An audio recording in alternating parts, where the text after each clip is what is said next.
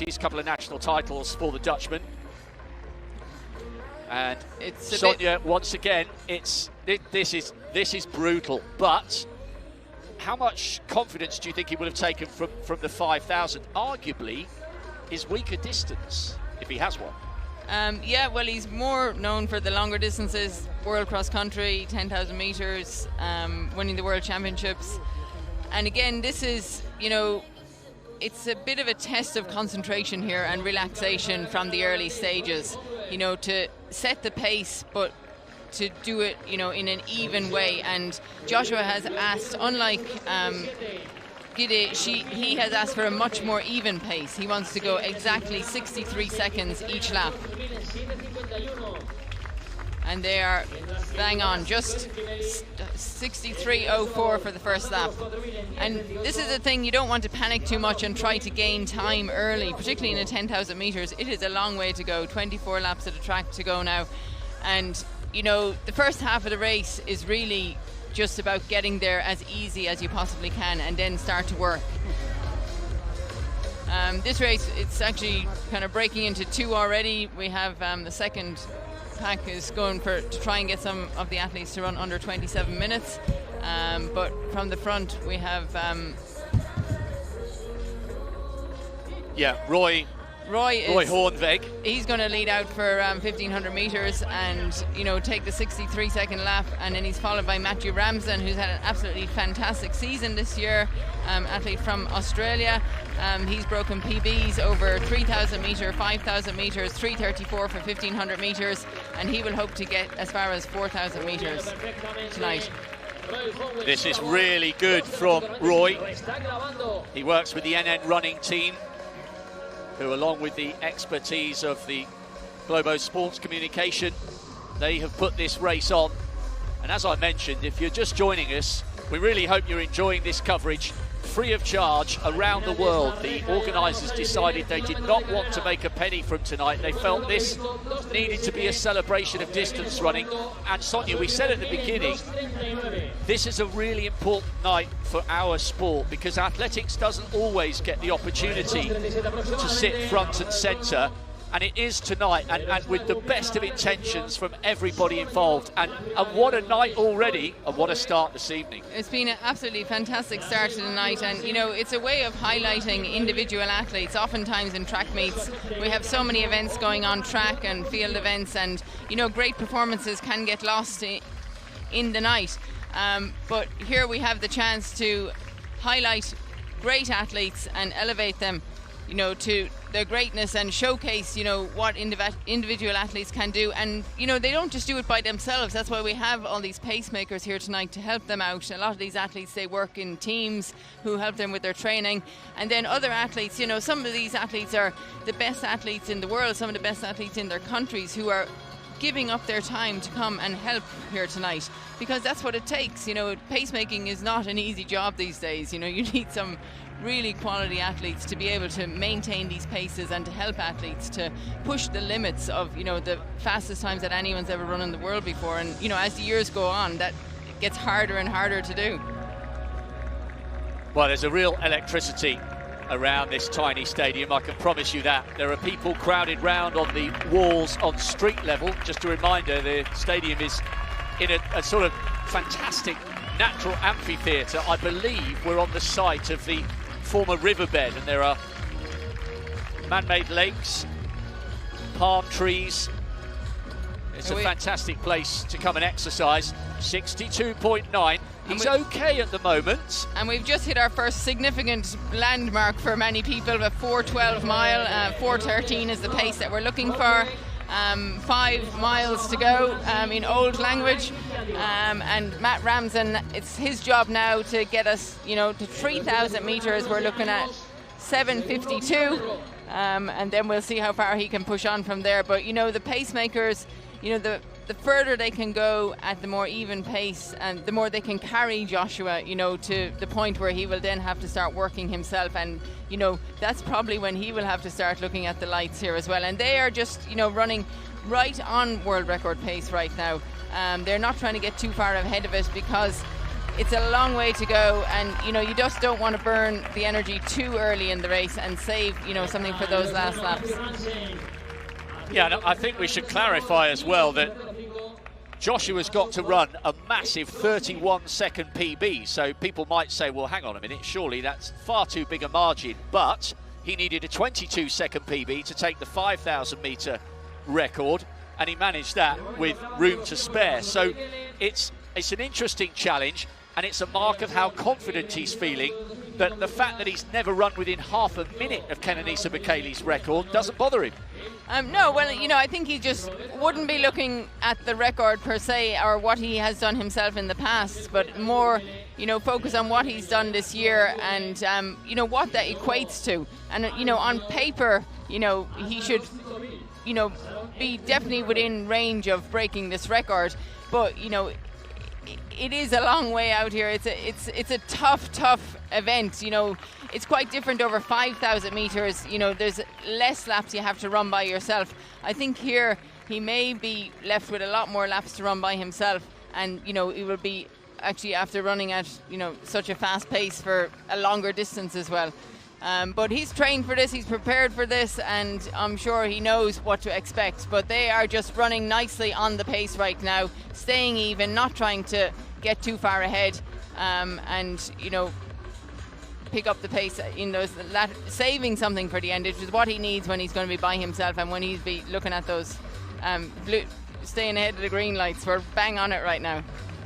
Yes, he's going to have to answer some savage questions. I was talking to his coach, Adi Ruta, had a fascinating hour with him the other day in the team hotel, and he was saying that Joshua has a massive appetite for pain, and that's what he needs. He says, I don't really need to equip him with any mental tools to try and cope with the pain. He's just born with a gift to take punishment, and that's what he's going to need to be able to do tonight. Absolutely, and he's got Nicholas Kipkorir here waiting to take over from Matt Ramsden once they get past 3,500 metres. And he has actually got the fastest time in the world this year for 10,000 metres at 26:58. Just a few weeks ago, so he knows what it's like to go the full distance, so he'll be aiming to run a little bit quicker than he's run just a few weeks ago, and help Joshua to get to a point where he's confident that he can take it home. Matt Ramsden's done a good job here, 7:52. They are absolutely bang on world record pace at the moment. There's Roy Hoenvig just in the foreground. He'll be delighted with what he's seeing so far. There's such a spirit of generosity amongst distance runners, which sounds like a cliche, but these guys and the men and women in the crowd who've run a 5,000 and 10,000 at whatever pace, they know this hurts. And you just have to look at how hard Ramsden is working here. You know, he's just got himself an extra 200 metres there, and that's just 1/3 into the race. You know, there's still a long way to go here. Joshua is looking pretty relaxed. Nicholas is also looking relaxed, and that is what you have to maintain for as long as possible into the race, because it's, you know, the laps are adding up here and they are on pace. But I agree with you, he needs Nicholas to keep going as long as he possibly can. They've actually moved a little further up the trail of green lights. It's 5 in total, and then the front of the blue lights is set at 8 metres in front of world record pace to help the pacemakers.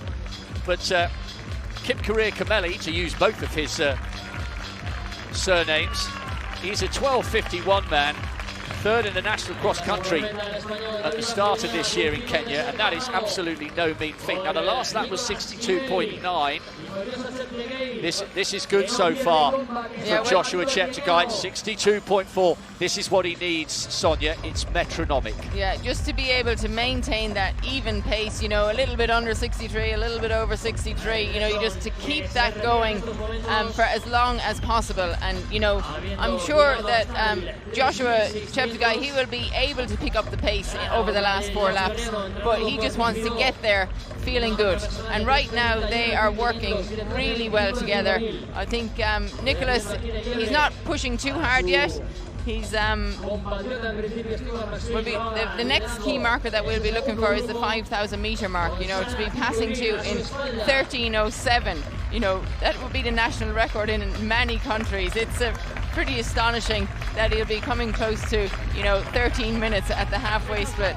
I know, and I guess, again, we chatted over breakfast the other day.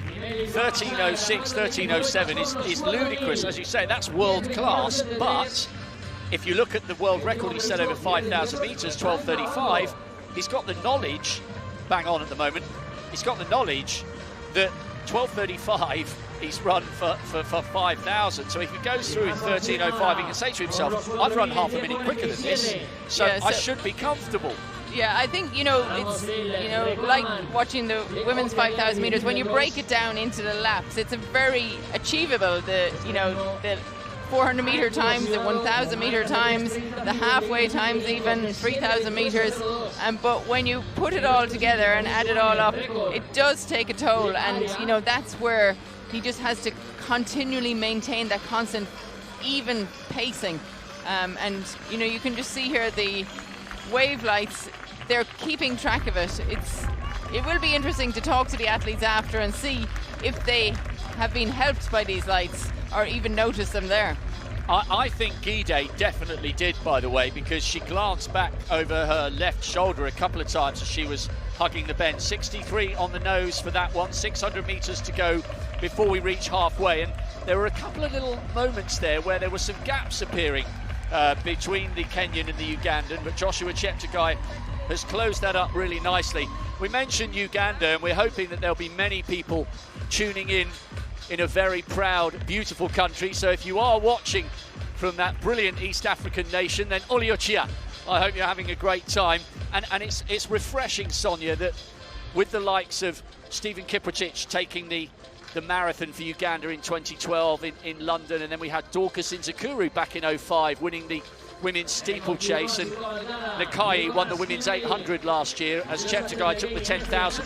The Ugandans are beginning to become a force to be reckoned with in global distance running. It's not just about the Ethiopians and Kenyans anymore. No, it's more African nations, you know, seeing what their neighbours are doing and stepping up to the mark. And, you know, so particularly you see it in the World Cross Country when you have the team event and the athletes are out there and they're encouraged by what they see from, you know, great athletes in the country. They want to be a part of this.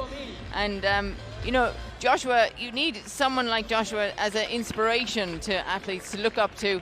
And you know, he's doing it that just tonight. Now he's really looks like he's sitting in the back pocket of Nicholas Kip Career tonight, and he's as close as can be there now. I just wonder if he had 13:07, 73. That is bang on, you know, exactly what they need at halfway. You know, to run the same again will be the world record. So just to maintain this even pace and be able to pick it up, but it looks like he's going to have to go a long way, a long run for home right now. It's going to be 12 laps for Joshua Cheptegei. Yes, is the by Kenyan himself. Is he going to stop? I think he's just about had enough. This is the loneliness now of the long distance runner. Nicholas Kipkorir Kameli is carrying on, but his duties of towing Joshua Cheptegei around to a world record have come to an end. Cheptegei is now on his own. He's being roared on, though, by a growing number of people sitting on the city wall. You might just be able to get a glimpse of them there to the left of the Estadi del Turia. I tell you what, this isn't the biggest stadium, and we've never seen a world record here until tonight, thanks to Letesa Bekele. I think a whole host of athletes would love to come and compete here. It's not huge. We're not talking about 40,000 people, even without the COVID restrictions, but there's an intimacy and there's a real atmosphere about this stadium and the way it's sort of formed in this Colosseum shape with people all around on the city walls. I think this is a cracking place for athletics. It's a stunning stadium. You know, the location and the positioning of it is unbelievable. You don't see many tracks like this anywhere in the world where they're dropped down a level. So the shelter here is, you know, on a windy day it would probably be not so, it would be very sheltered. But, you know, the conditions here tonight are absolutely perfect. Joshua, I'm sure he was hoping Nicholas would go a little bit further. They were hoping maybe 7K. So he really now has to make his mind up and really go for this. You know, it's not an easy task that he has set for himself here tonight, and he's on his own right now, but he is in running with the world record pace. He's right in the middle of it. I suppose he's focusing on the blue lights if he can see them, and you know, I think, you know, if this, you know, is such a help to the athletes tonight, this could be a new, you know, development for athletics. You know, it's something new to help us to push the barriers that, you know, many athletes see there at all levels. And you know what? I just noticed a little, almost imperceptible acceleration there, because I think he sensed that this is getting a little bit tight. It's only half a second or so, but he's still looking okay at the moment. He's got to keep hammering these laps out. So much effort, so much work with Adi Ruta in Uganda. And I think it's really brave of him to have won the World Junior title and then gone over to a big training group in Kenya and got in touch with Global and got in touch with NN Running and said, look, this isn't really working for me. I'm happy to hurt myself. I'm not after an easy ride. But some of these long 40k runs that these older marathon runners are doing, and he was a teenager at the time, they're not working for me and my body's not reacting. I want to go home. Can you help me find a coach who can work with me back in Uganda? Because that's where I think I can get the best out of myself. And boy, oh boy, did that turn out to be a great decision, because since then he's added the world senior title, the cross-country title, and a world record called the world best over 15k. So that gives you the impression, Sonia, this guy has got maturity and he's got emotional intelligence as well as a racing brain. He understands what he needs to get to the top. He does, and that when you get that positive feedback and, you know, you set goals and targets for yourself and you achieve them, then you get a lot of momentum into, you know, the training that you're doing, the racing that you're doing. Your whole belief and confidence grows, and you feel that anything is possible. You know, you start to believe that you can do anything, and I think that's what Joshua has done here. You know, he set the 5,000 meter world record 12:35. It looked so easy at the time, particularly the last 4 laps of that race, that I think he truly believes that, you know, he can achieve things that seem impossible. And looks like he is sitting on these lights here tonight. Now he's jumped onto the blue, which is great to see, with 8 laps to go. 17:50, and that's well ahead of the schedule here that we're looking at. 62.5 for that lap, and that may be the reason why he is on the blue lights, which, remember, are indicative of the pacemakers being 7 or 8 meters ahead of world record pace. He's trying to achieve something really special here. Kenenisa Bekele's world record has stood since 2005. Only 3 men have ever run inside 26:30. Bekele obviously with the world record, and the legendary cross-country runner Paul Turgat setting the world record, and Haile Gebrselassie as well. And he's picking up again here. He's giving himself some room for error towards the end of the race. It's a glittering list of men to have run under 26:30, and he's giving himself a great chance of joining them. He has, and he once again has hit one of his target times over on the back straight with 7 laps to go, so just under 3,000 meters to go here.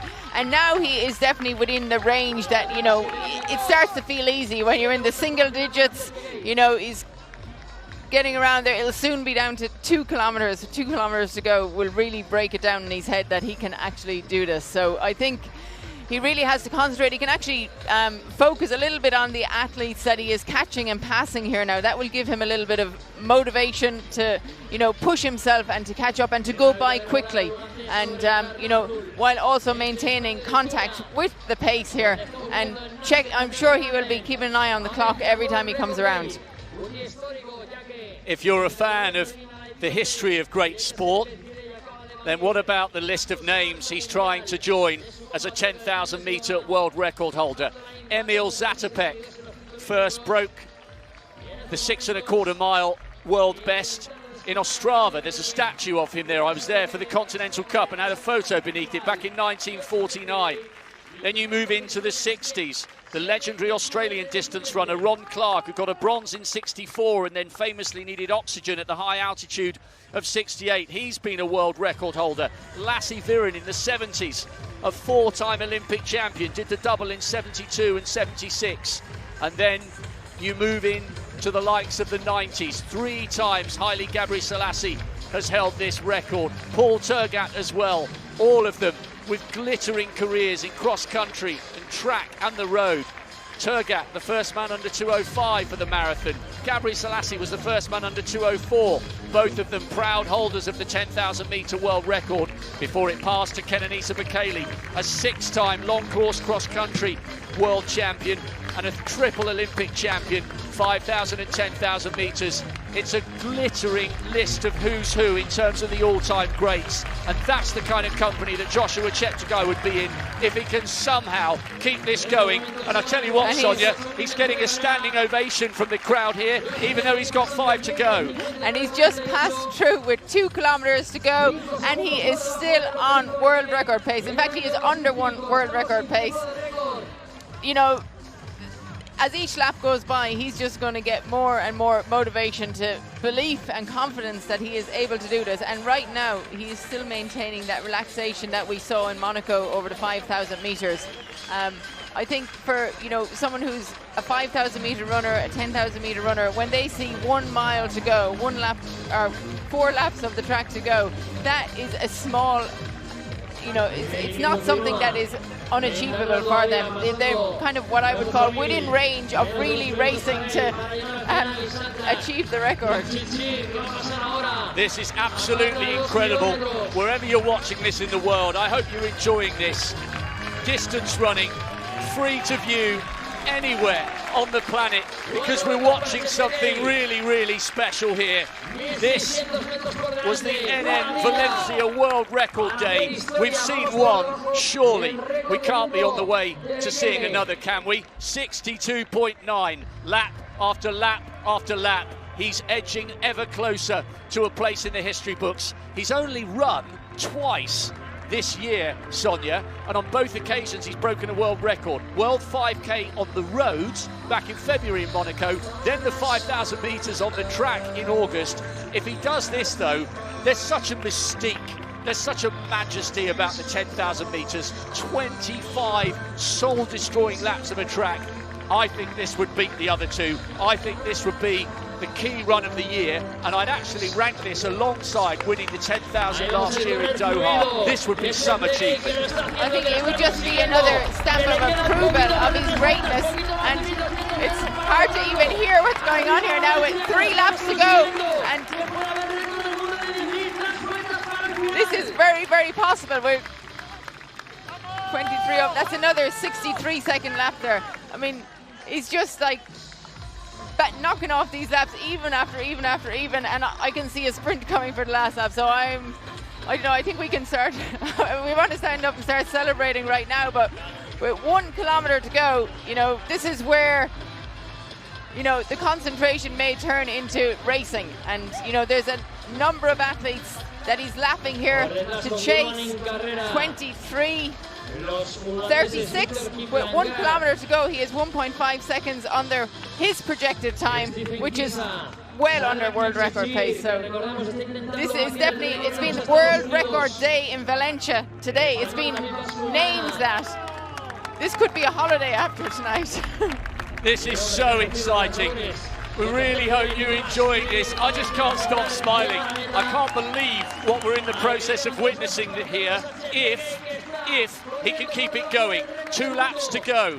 And if you're watching this with a little brother or a sister, or a son or a daughter, or a niece or a nephew, get them down to your local athletics track. This is the most accessible, friendly sport in the world.